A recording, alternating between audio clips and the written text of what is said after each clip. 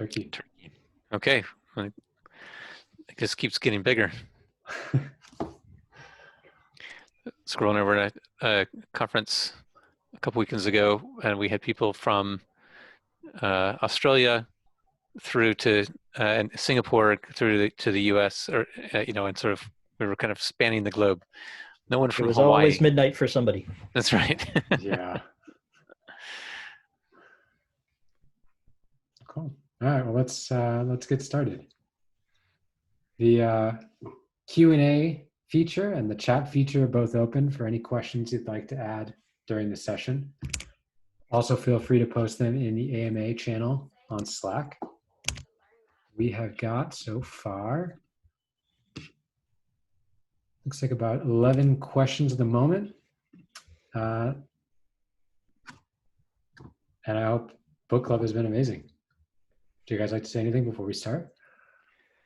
Looking forward to some exciting questions. Yeah, and looking for the questions, and I've enjoyed the dialogue in the discussion channel. So, and also would love to hear from people after this if they've have further questions. Hopefully they get them all out here. But I know there's often that esprit d'escalier, the spirit of the staircase, that comes. So I'm sure as soon as we finish, someone else will be like, "Oh, wait, I wish I'd asked this." So. Maybe go ahead and get them out. And then also, people can contact us at conversationaltransformation.com. Although, Squirrel, you just share that to, I wonder if we can change that to share that with all the attendees as well. Oh, I'm not able to see that. Oh, there we go. All right, so Alex has shared it. So any questions that people have that come up later, do contact us there. Cool.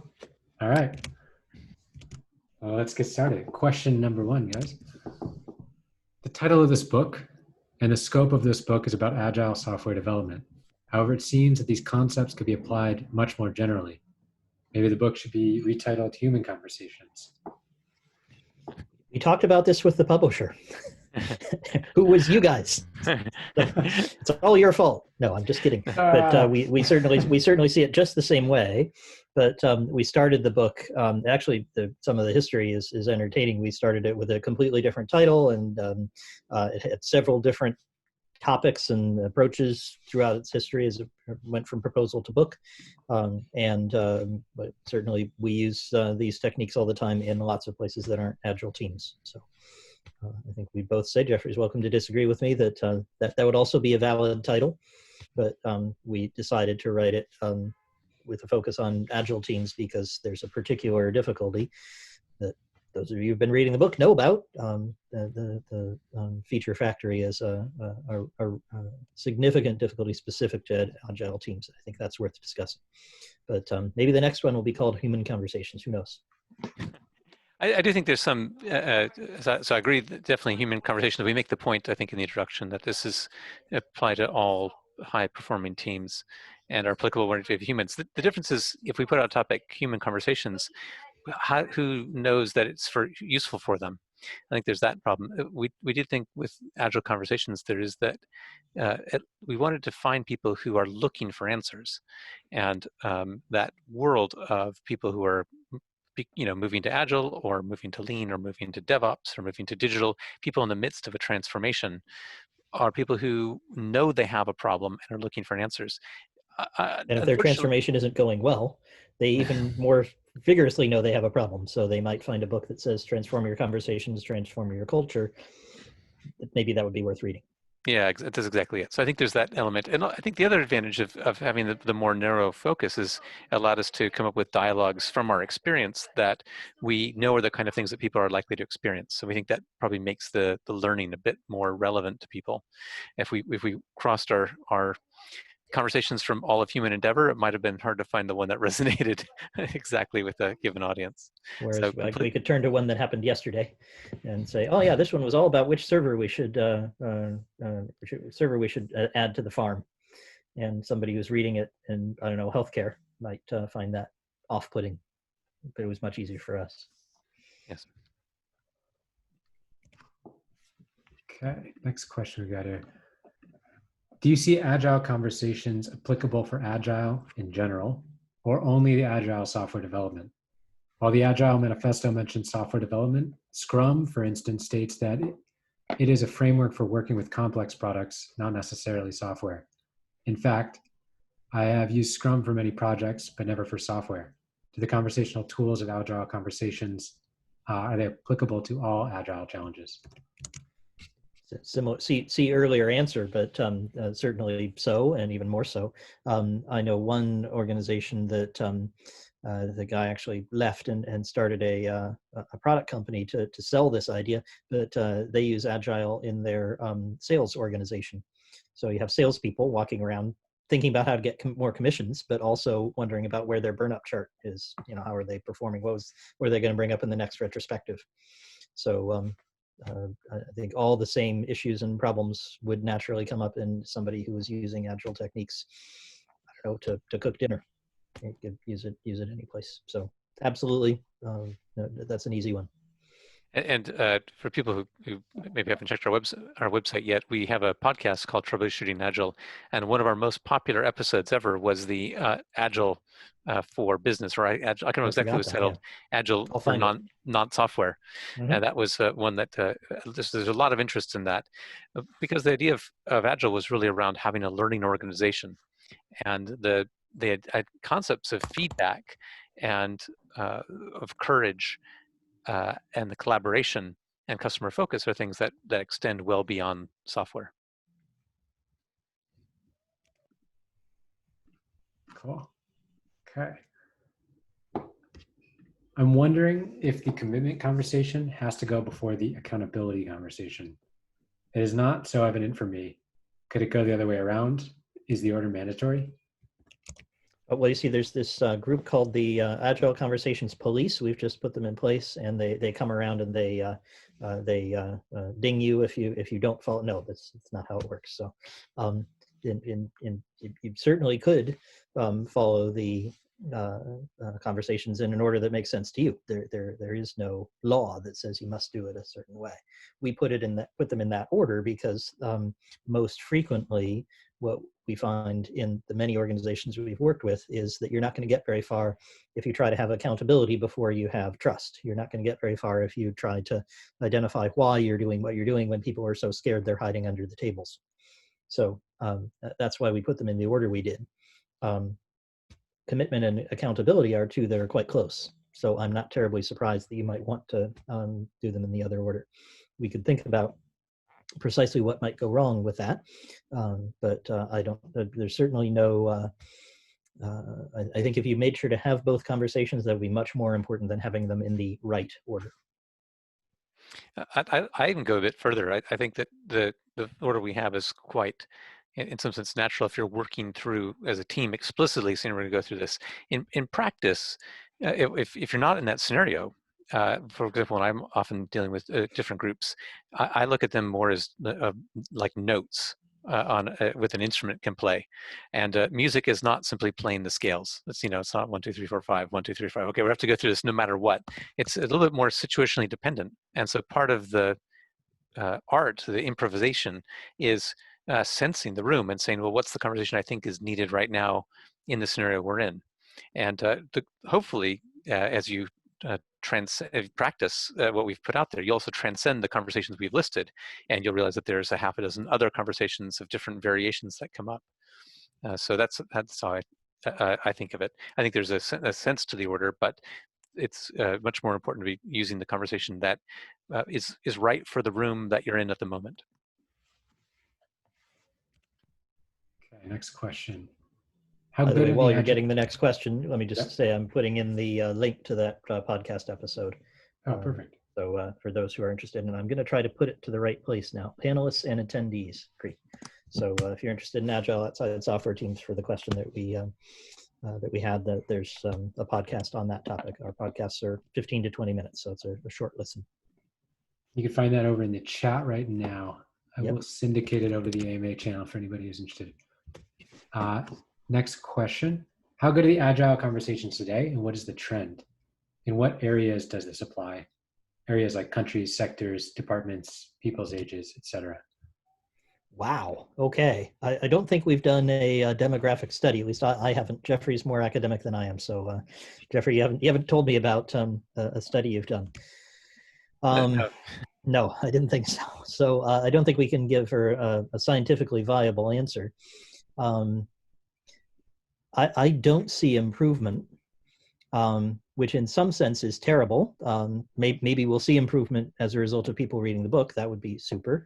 Of course, it's good for my consulting practice because it means people still need help with improving their conversations. So on the one hand, I'm glad that people don't get better because it means that they still need me, but I'd rather they read the book and didn't need me. I don't think we're in terrible danger of that. And I don't see any difference by demographic area. Women have as much trouble with having effective conversations as men. Old people have as much trouble as young people. I don't see any meaningful demographic difference, but I'd be interested to hear what Jeffrey thinks. I'd agree with that. And I think if we look back at the academic work that we have based on, it was cross-cultural research, and found that the problems that we described where people revert to the Model 1 unilateral control, unproductive defensive reasoning, that's based on cross-cultural research. So it's not limited to a particular area. And as we said, it seems to be related to cognitive biases. And so therefore, because they're about human cognition, it's no surprise that they would be universal. That said, I actually I'll say the trends I think are positive. I think there has been changes in workplaces that have led people to be more likely to have more productive conversations. I think it's a slow progress, but I think there's more success stories out there that some people are holding up as examples. I said not long ago in a different forum that there's the famous quote that the future is here. It's just not evenly distributed. And so it's interesting that essentially the range of the types of conversations you have in organizations is getting broader over time, because some conversations have never really moved forward and some have moved forward quite a lot. In this area, I really like the book Reinventing Organizations, and it lays out a set of progression of organizational types. And this came up in a discussion in the discussions channel that last week. We were having a discussion where I referenced this and shared some slides so people could find those. And it talks about organizations that are red, orange, green, teal. So it's actually this evolutionary cycle. And so I think there are some more success cases out there on the edge where people have learned how to have better conversations. I mean, that said, there's always going to be stumbling blocks, and so these skills are very useful. So I think overall the trend is good. It's just slow, and it doesn't help any particular individual to know that, well, somewhere else people are having better conversations, and unless maybe that's give you a reason for hope, because if they've been able to figure out how to do it, we should be able to figure it out also. Okay, next question we got here. I see further reading recommendations at the end of the book, but if you had to recommend only one single book to continue progressing after reading Agile Conversations, what would it be? Good grief. Okay, that's a very tough one. Jeffrey, you're the theoretician. Do you have anything? I'll try to think of one. But nothing. I can't single out one. That's the problem I'm having. I think it's interesting because this is begin progressing in a bit. The question is where, along one dimension. I had seen the questions from Johan, who had asked about this, about the type of also in areas that are beyond conversations. So I think it's a bit about what are you looking for? If someone's focusing just on conversations, and so they want to be able to apply the kind of things we talk about conversationally, then a book that I really like is The Skilled Facilitator by Roger Schwartz. And what I like about that is it makes the distinction of the different levels of intervention. So having learned the material and practiced the skills, you have kind of a first level, changing my own behavior, and then it goes beyond that to sort of what you can do in the conversation. To first begin by sort of facilitating, and then beyond that into namings, in order to start bringing up consciously the skill set of other people around you. So to me, that's a very natural step beyond what we talk about in the book, which tend to be more about conversations directly between individuals and less about how you can facilitate larger team discussions or departmental even discussions. And I think that's something that people might aim for if they want to make the changes in a broader sense.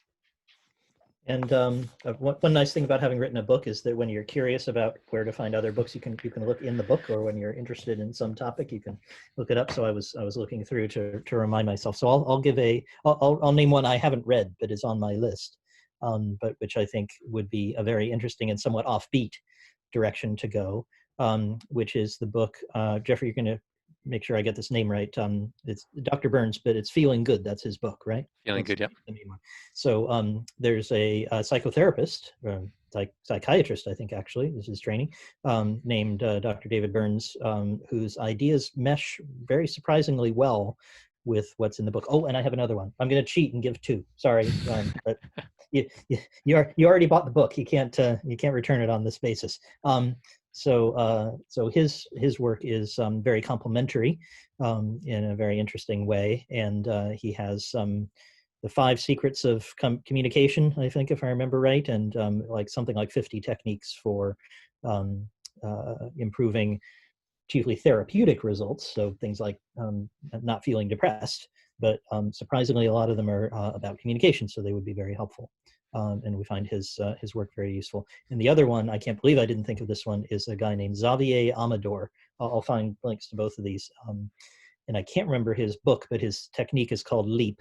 Listen, empathize, agree, partner.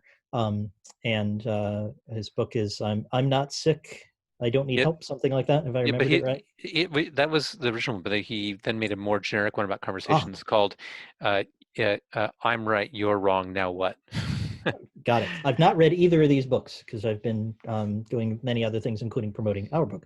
But both of the people are very interesting. And if you told me, Squirrel, you have to go to a desert island and read a book, I'd try to smuggle both of them because Amador, I shouldn't say what Amador is about. He's another psychiatrist, but he's interested in people with very severe schizophrenia, so people who are not like the folks that you probably work with. But again, remarkably, a lot of the same techniques apply and are very, very much more generically useful than you'd think. So there's my 2 recommendations. I was cheating. Sorry. And by the way, just if you're going to, the book that you want that talks more about the communication side is Feeling Good Together. So. Right. Okay. Jeffrey knows these things. I'm not as good on the theory. I'll get links to both of those for the chat. I put Reinventing Organizations in there too. So you guys actually took out another question at the same time. So nice job there. About some more broader reaching books. Mm-hmm. Excellent. So this next one here, there's a significant community within the site reliability engineering practice that are focusing on what we call learning from incidents. The Model 1 versus Model 2 mindsets in conversation mirror the Safety 1 versus Safety 2 perspectives, which seem remarkably similar. If you know anything about the incident response world, are there common roots to the highly similar branches? That's a good question. I do know a bit about the safety world. I've been following John Allspaw for a number of years, going back to at least to 2010, probably almost certainly earlier. But I think it was about 2010 or 2011 that I was looking at his recommendations and started reading up things like just culture and normal accidents. So both about the world of complexity and how these incidents happen, and also how you have an environment where you learn from them. And I think that's that second part, the focus on learning organizations is where these things come together intellectually. And of course, people will know the name Amy Edmondson, psychological safety. If you're in the safety world, you've probably come across that before. And she is Harvard trained in the business department there. And actually, the material that we're bringing forward here is from Chris Urgeris from Harvard from the 70s and 80s. And he kept publishing in the 90s. So he would have, there's definitely a overlap between there. Also, the the book, The Fifth Discipline by Peter Senge, he was one of the students of Argyris. So there definitely is a common intellectual tradition here on people studying learning in particular. So I think what's happening now is you had the people in computer software going to learn about how to learn from incidents in the rest of the world. So for example, I remember reading the Resilience Engineering Handbook. It was one of the recommendations from Alspa. And all of the examples in there are non-software examples. And that was really the idea, is that people, when software were looking, in the same way that DevOps in a sense is from people looking outside of software from inspiration, that the sort of bringing lean concepts in. So in a sense, there's a strong similarity between reading the Phoenix Project and reading The Goal, which is about manufacturing. Phoenix Project about software. I think, and similar, you have this, people looking at incidents and what it takes to learn from incidents are learning the lessons that people have learned outside of software. An example, actually, at our companies, we had someone come from GlaxoSmithKline, where they were making pharmaceuticals, and talk to us about how they learned from incidents, their root cause analysis process, and something that, so we were looking at that as well. I think that's where you get to very similar ideas, because if you're going to learn, you have to have certain properties given humans. Long answer, but hopefully that makes sense. And I'll let Jeffrey's answer stand because I've been frantically trying to keep up in the chat. So I hope I caught all the books. Jeffrey's encyclopedic knowledge I'm trying to help you use. So lots more books to look at. I can't believe I forgot Normal Accidents. It's one of my favorites. I'm going to smuggle that onto the desert island too. This is a great list here in the chat. For anybody that's on, grab these links from the chat. Squirrel has put all these books that are being mentioned. I think I caught all of them, but we'll see. Next question we have. Missed any? Oh yeah. Post in the chat if there's anything you'd like there posted. Okay. How has the advent of Agile, Lean, and DevOps changed conversational modes, or has it not? I don't think humans have changed their characteristics, so I'll go with it hasn't. The good thing about Agile practices and the others, and this is a point we make in chapter 1 in a lot of depth, is that they offer the opportunity to have really helpful conversations. I have a example ripped from the headlines of one of my clients where they've had few effective conversations. We're setting up a channel for them to have more effective ones, and that involves some Agile type processes like, gee, it would be a good idea if the product people met with the key stakeholder periodically, and maybe we could put that in the calendar. That's an Agile type practice to have accountability with your customer. But what I was pointing out to that key stakeholder this evening, and we actually did a podcast on it that'll be coming out tomorrow. So tomorrow? Yeah, Wednesday. So watch for that. I was having a discussion with the key stakeholder in which I told that stakeholder, I don't think people are going to use this channel. And the stakeholder said, well, why? We're just setting it up. We're not supposed to have this channel for me to hear what's happening and for me to give guidance and for us to have a useful dialogue. What do you mean they're not going to use it? And I said, well, it's because they think that you don't want to hear it. The stakeholder said, yeah, I think I've kind of picked that up, that maybe people think I'm actually really interested in hearing their points of view, but it sounds like they've drawn the conclusion that I'm not interested in hearing feedback. And I said, yeah, that's more or less the size of it. So we're going to take some steps to change the culture to do that. And I was very pleased with the outcome of that conversation. But so having the practices didn't make a difference there. So even though we're in the middle of setting up and there are already a number of different forums, and then this is one of my more communicative customers, so there's lots of interaction going back and forth among the members of the team. Even so, that still, the humans were wired in a way that caused them to, because of those cognitive biases, to draw a conclusion, which wasn't accurate, still led to the behavior of not using the channel in the way it was intended and not getting the results. So yeah, I would say they haven't changed how humans are wired. The things that I know that address that are practice in having good conversations, and people have been doing that for a long time. We happen to have some step-by-step methods for doing that, but you don't need those necessarily. They happen to be one way of doing it. So people who are already good at that remain good at that after they begin using Agile practices, but they have more opportunities. That's the way I would put it. And people who want to learn to use the Agile practices more effectively might want to learn to have better conversations, and then they will use the practices more effectively. Let's scroll. Just one thing I've been thinking about recently, and you and I have talked many times on the podcast about the best process that you can use if it's available to you is to be lucky. Mm-hmm. And I think I do want to acknowledge that I think that there have been a lot of changes in a lot of organizations where they have adopted these various practices, and they got lucky that it worked out for them. Because there are, if you just pick up the sort of standard Agile practices and you do things like co-locate teams and have people talk to each other once a day, just by human nature, in some number of places, that will lead to very improved conversational modalities. So people could go and do a planning session, talk daily, and then do a retrospective. There'll be places where those work, and you end up with good results. So I think it's true what you're saying is that it wasn't that Agile invented those. In good organizations, those conversations happened anyway. The place where we talk about how do we improve.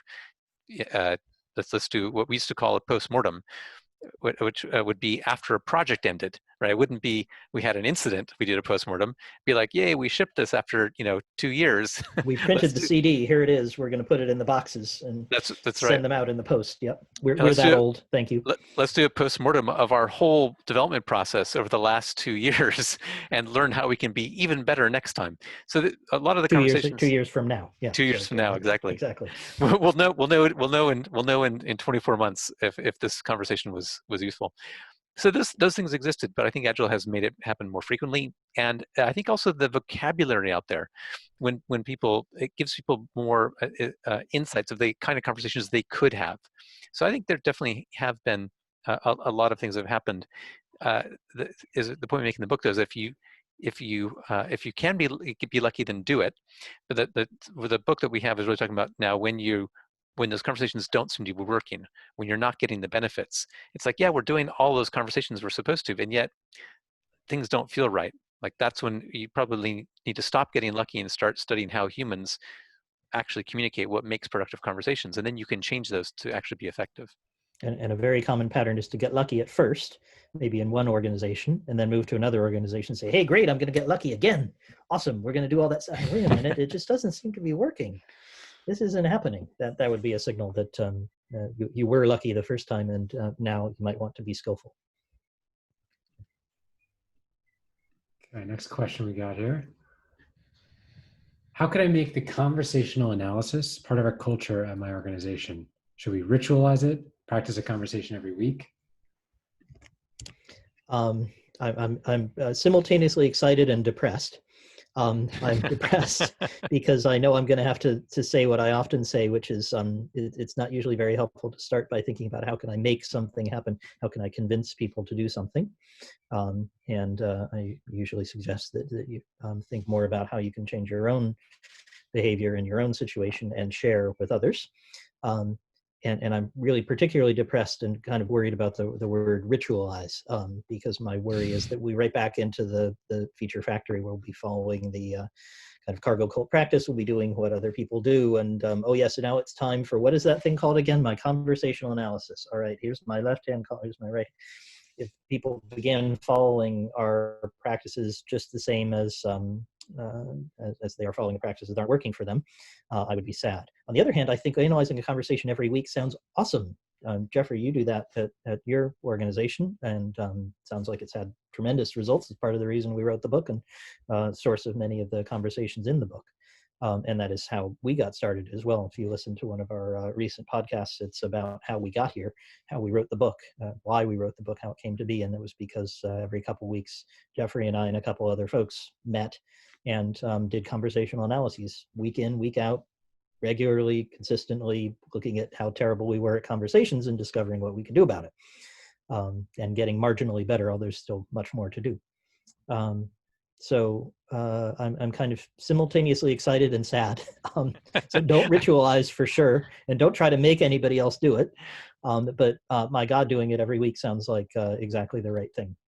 To bring this together, I think it is. I think that the concern is the ritual becomes an empty ritual. Yes, that would be the danger. So maybe we make it more, we could be routine without being ritualized. Yes. One thing I can just say, what we did is we had a discussion first about were we interested in these kind of practices? This is it, Tim. When it came to the question of how, as Squirrel described, he and I and a couple other people were having conversations and learning these conversational analysis techniques. And I thought, well, these are great. It would be helpful for everyone to have it. So what we did is we had a discussion, a conversation, did some joint design. We had a actually a voluntary meeting of people who were meeting regularly to review new practices and new material. Actually, it was a management study group. And we brought these material to the management study group, and we said, does this mean that people are interested in? And there was. And so we did a training class on it. And then having had the training class, that people were asked to attend in small groups. So we did about to 2 people who were familiar with material training, about 6. Over a couple hours, we went through everyone. And then we did refresher sessions where once a week we had an open practice session, kind of a brown bag, over lunch thing. I would be there, and it was open to anyone who wanted to attend. Attendance was not mandatory. A lot of people never attended. That was fine. But people who were interested in doing more knew they could come. And if someone had brought a case, then we would help them analyze that and discuss it. If no one brought a case, then we would all do analysis there, or we would create, one person would volunteer and do the analysis there, because it doesn't take long to create a conversation analysis. So it's something we could do on the spot and get regular practice. And that was very, very helpful for people to get that regular weekly practice opportunity, because people knew it was coming. They could save up their conversations through the week and bring them for discussion. This one's going to kind of stack onto that a little bit, I think, but what are some tips to continue practicing and learning? How do I need to practice? Well, you see, you get this piece of paper. I'm really tiresome on this. Jeffrey's sick of me doing this, but you get a piece of paper and you fold it in half and you write on the left-hand side what you're thinking and feeling, on the right-hand side what people actually said. And I say that, and I say it to the point that Jeffrey wants to throttle me, I think, if he were in the same room with me, because he's tired of me saying it. That's apparently the most difficult thing. That's what people have trouble doing. And if we took a poll now of all these folks who've made it through the whole book club, I predict that some of you have not actually done that with an actual physical piece of paper. You can do it on a screen if you really want to, but it has to be outside your head. It can't be just in here. So that is vital. And I like the idea from the previous question of doing that every week with others. But I know it's a mantra. I know it's something that you hear from me a lot. You're going to keep hearing it because it's so important. Writing it down on a piece of paper, analyzing and improving is the best way I know to, and that's what I harangue my coaching clients to do. I say, now, you didn't have it ready today, that's fine, take 5 minutes and go write one. Because the results are impressive, but only if you actually do the work. Okay, I'm off my soapbox now. So I agree. As we mentioned, if you're doing this sort of regular weekly thing within your company, you can do that. You can also do it outside of your company. You could Squirrel's been holding office hours. You can bring your conversational analysis to one of his office hours. And the London Organizational Learning Meetup I run once a month, we do conversation analysis.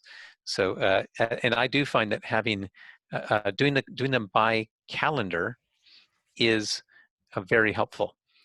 Because if you just wait till the time you feel like you need it, your bar is too high.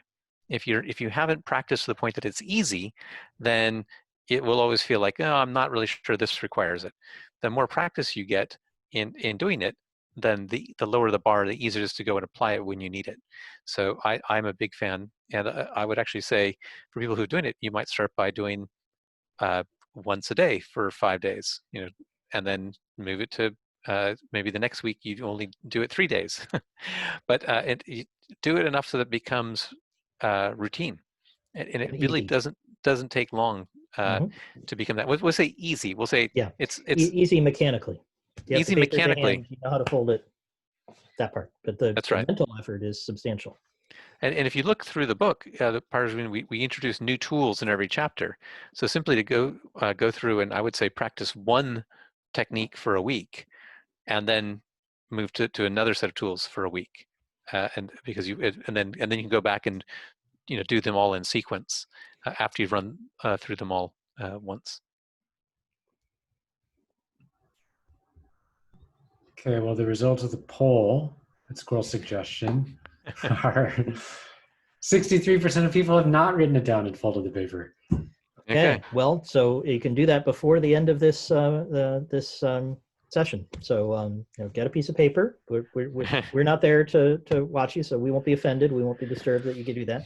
You've read the book. You've read at least part of it because you're here in the book club. You can do that. That's my challenge to you. Let's try to get that number down. So more people have done it. By the way, you can also hear Jeffrey and I using some of the techniques on a role play in our podcast that's coming out tomorrow. So if you'd like to hear us actually doing it, we didn't write it down because that's kind of hard to do on a podcast, but we're running through the 4 R's and using some of the techniques in the podcast. Cool. Next question we've got here. The book title, Agile Conversations. Do you agree that Agile is connected to complex problems from Sinfin? So the book is about complex conversations? Yeah, that's right. I think we make that point explicitly at the end of chapter 1, and it's Cynefin, actually, by the way. You can't tell, it's a Welsh word, so it looks like. But if you say Sinfin, everyone will who's heard it will be able to correct you, because I think everyone goes through that phase. Here's a hint: if you want to make your new idea really popular, do not use Welsh to name it. That will cause confusion, not popular acceptance. So and yet Snowden's done pretty well with Cynefin. So yes, I will grant him that. We make the point that humans are complex systems, that there's feedback built into conversations, and therefore mastering the tool of conversations is useful. In the complex domain, you're supposed to probe, sense, respond, and that's exactly what you do in a conversation. So we do think the complexity domain that of Agile and of conversations are a natural fit. And next one we had come in here. Can we use the conversation for transformation purposes? I read that one when it came in Q&A. I'm not sure I understand it. I'm worried this might not be, this might be a translation from another language. I'm not following quite what this means. Jeffrey, can you do more with it?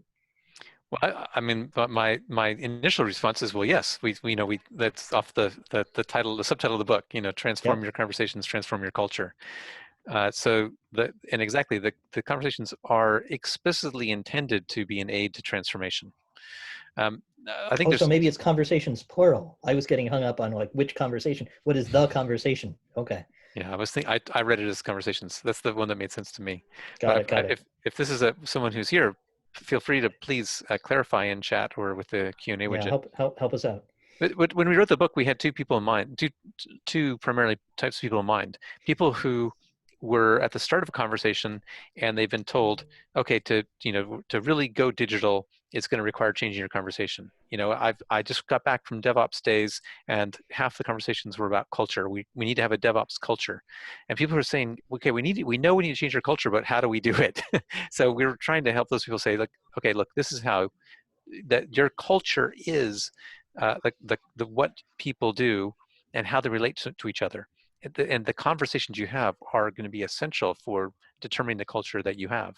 In fact, we talk about the idea that I first came across from Accelerate, which is the Ron Westrom's model of cultures, and he talks about how information flows in different, really decide your culture. And that's how he mapped out the different cultures. So there's the kind of conversations you're having, how information determines the culture you have in Westrom's model. So if you're wanting to change your conversation, then absolutely that's what we think this book will be very helpful. And for example, we talked earlier about the why conversation, the commitment conversation. Those are really good things to have. If you're telling people we want to make this transformation for these reasons. Is everyone on board or not? And if not, why not? So have those conversations. So that's the first camp of people.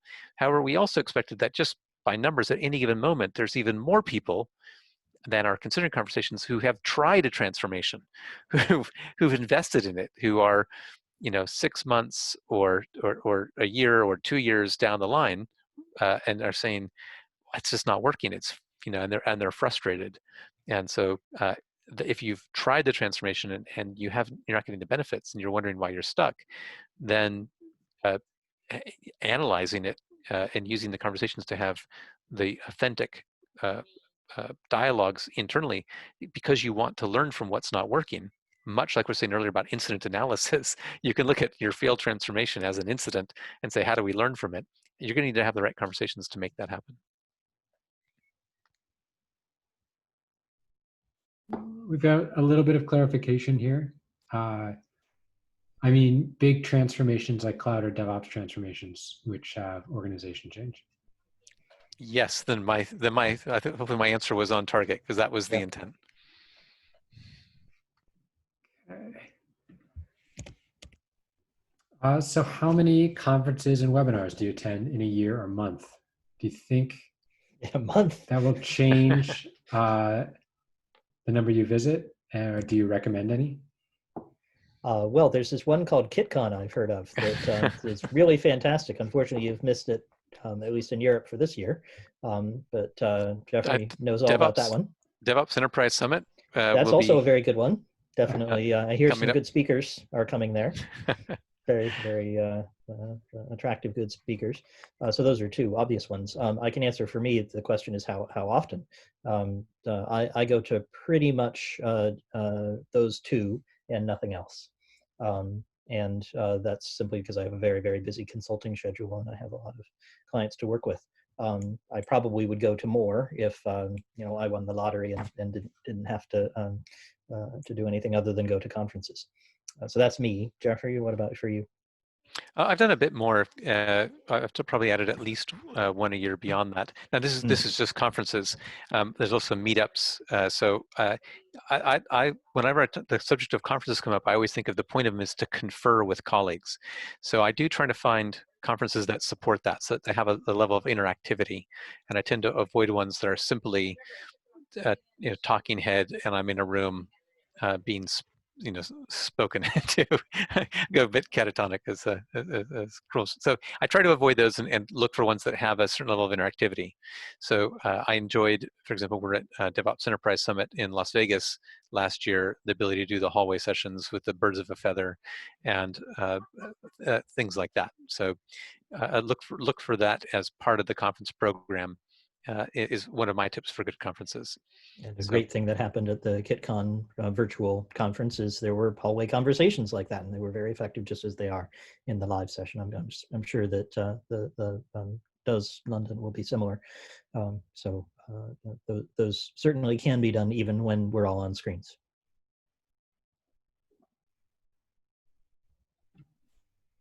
Perfect. There are a couple more here that I think will do better on Slack. So maybe I'll hold those off for now. We'll trust your judgment. Okay. Okay. And then this last one I've got here, you may have already touched on, but I'm going to punt it over to you and we'll see. Why are we having conversation issues considering the team orientation of things like Agile and DevOps? Well, I think struggling with that one a little bit. Again, it's so the question was, why, given the team orientation in Agile and DevOps, given the spirit which they're written, why do we have these conversation problems? And unfortunately, it comes to this issue of the difference between what people believe about themselves and what they do in practice. So this is the gap between you're going there. Keep going. Yep. Yeah, espouse theory and theory in use. So Jeffrey and I are not actually connected telepathically, but sometimes we do finish each other's sentences. Squirrel, do you want to just explain what those concepts are? I would love to. So these are concepts from Chris Argyris. Argyris, I think that's how you're supposed to say it. I'm never terrible at it. So the social science researcher referred to before did all the cross-cultural research, underpins a lot of what's in the book. So they're his terms. And your espoused theory is what you say when people come to you and say, so how do you behave in this situation? What happens when somebody asks you a tough question, or when you, in the case that I was talking about earlier, that I role played with Jeffrey on the podcast, what happens when somebody brings you feedback that's not that doesn't match your worldview? What do you want to do about that? So your espoused theory might be, yeah, I welcome that feedback and I listen very carefully, and I check with the person that I understand it very well, and I incorporate it into my thinking, and I thank the person for their helpful feedback. That's your espoused theory. It's very similar to what happens when you ask people, how good a driver are you? And they what do you do when you drive? And they say, oh, I always signal and I always stop at the stop signs, and I do all these things. I'm an above average driver. 90% of people will tell you that they're above average drivers, which is mathematically impossible. So then the other thing that happens is you have a theory in use. There's what you actually do. And if you, when this Argyris and his students and people that he worked with actually followed people around with tape recorders and observed what they actually did. And although they might say, well, I welcome feedback and I accept it and so on, and all the things they espoused, what they actually did was to dismiss the feedback, view it as threatening and not worth pursuing, give negative responses to the people who'd given it, and successfully diverted the attention from whatever the feedback was to that person's performance. So that's repeatedly what people actually do, is to behave in a way that matches the Model 1 behavior, the defensive reasoning, because of those cognitive biases that are hiding in all of our heads. That's why it works cross-culturally. That's why these behaviors work. If you are a human with a normal human brain, this is going to happen to you, and that's the difference between espoused and theory in use. Now I've forgotten the question, so you're going to have to help me again.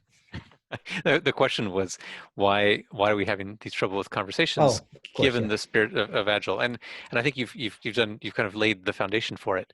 So humans in general have this problem about the gap between what they say and what they do. And I think there's nothing here about software. This comes up. Anyone who's been a parent has heard it before from their kids. And, how come you tell us to do this and then you do that other thing? You've certainly observed it in many people, the gap between what they say and what they do.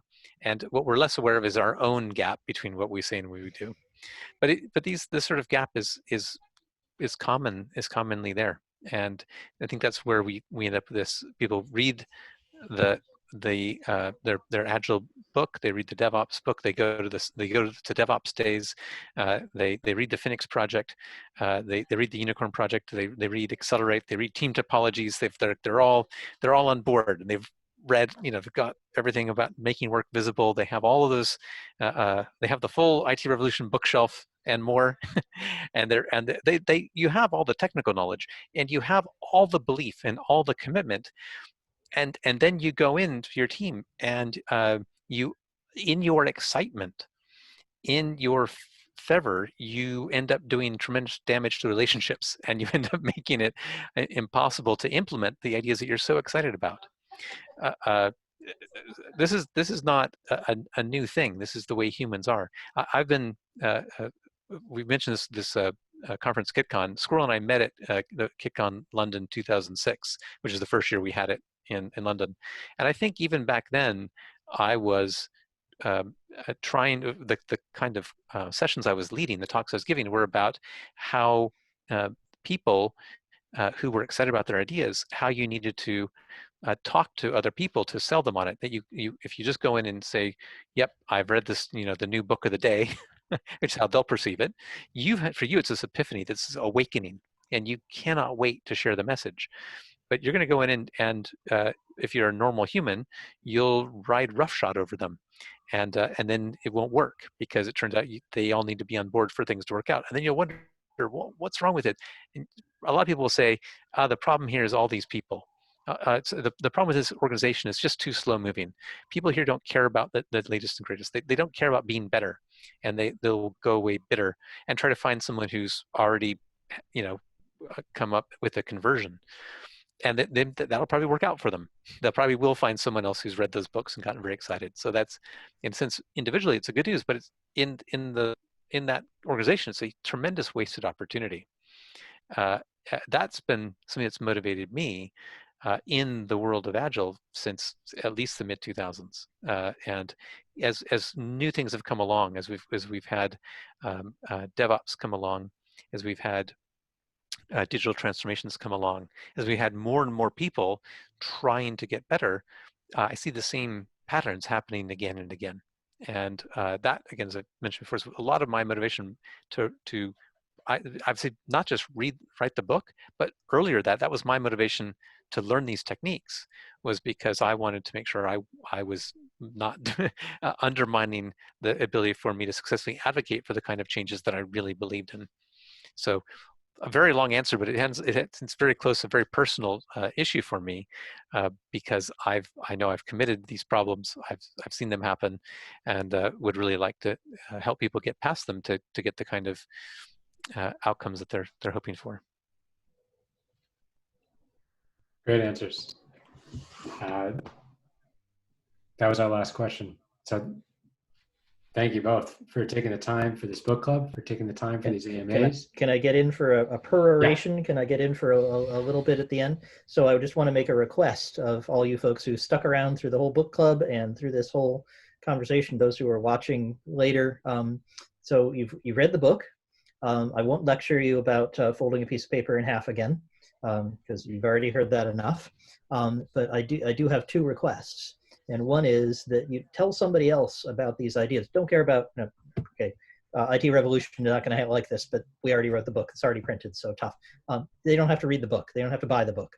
But tell them about the ideas. Send them to conversationaltransformation.com.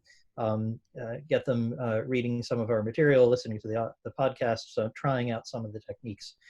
Because the only way this is really going to take hold is if lots of people discuss these ideas. We wrote the book as a mission to help people learn about the ideas. And we would be very grateful. Jeffrey, one of the things Jeffrey talks about a lot is his mission in life is to reduce suffering. And I'd sure like to have that be part of what comes from the book, whether or not people actually buy it. And then the other one is an even tougher one. And that one I hope is pretty easy to do. But a tough one is this. When you hear somebody saying these kinds of things that Jeffrey was just eloquently describing, it's just not going to work here. I tried to convince them, they didn't listen. This organization is just too slow moving. When you hear those kinds of things, there's something you can say now that you couldn't say before, which is there are people who claim, and it's a kind of a wacky claim, that the claim that they make is that there are solutions to those problems. Have you tried those solutions yet?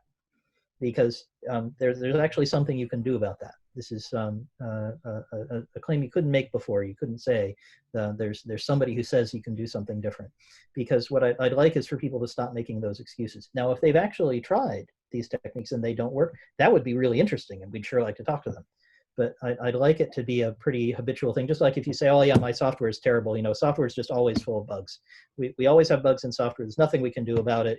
Humans are just not going to be able to talk to computers effectively. And somebody says, have you tried this crazy thing where you write tests and you run the tests, and the tests that make the computer check it? It's really weird. I don't know if it works. Some people even write the test before the code. That's completely strange. But have you tried that? Because if you haven't tried that, then maybe you're kind of talking out of a different orifice. So you really should be talking about whether you can write tests. There's the same kind of statement you can make today. So I'd sure like to stop hearing quite as much as I do about what's just not going to work here. This doesn't work. Agile doesn't scale. People aren't capable of doing these things. The rituals are useless. I'd like to stop hearing that, unless people can also say, yeah, and I tried that cultural transformation stuff. I tried those better conversations. I tried doing an analysis, and then it didn't work. Because then I'd learn something really interesting. I'd learn where these techniques work and don't, how to help people to learn, and so on. So that's my two requests of you folks out there. Tell other people about these ideas, and even more so when they're complaining, this stuff isn't going to work. We can't do it. Have you tried these techniques? Because these crazy people claim that they will actually help you with that cultural problem that you think is insurmountable. There's my my request to our readers. Well put. I'm going to tack one more on. Oh, great. Please, everybody who has read the book, go review it online.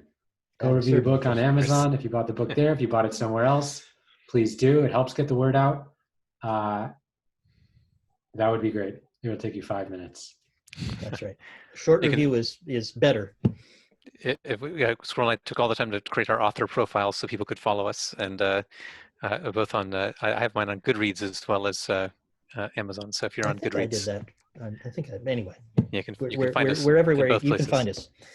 If there's some place that you look for this kind of things and you don't find our profile, let us know, and we can fix that. That's perfect. And they can get in touch with you through the website. Put it in the chat one more time. Conversationaltransformation.com. It's posted in the AMA here.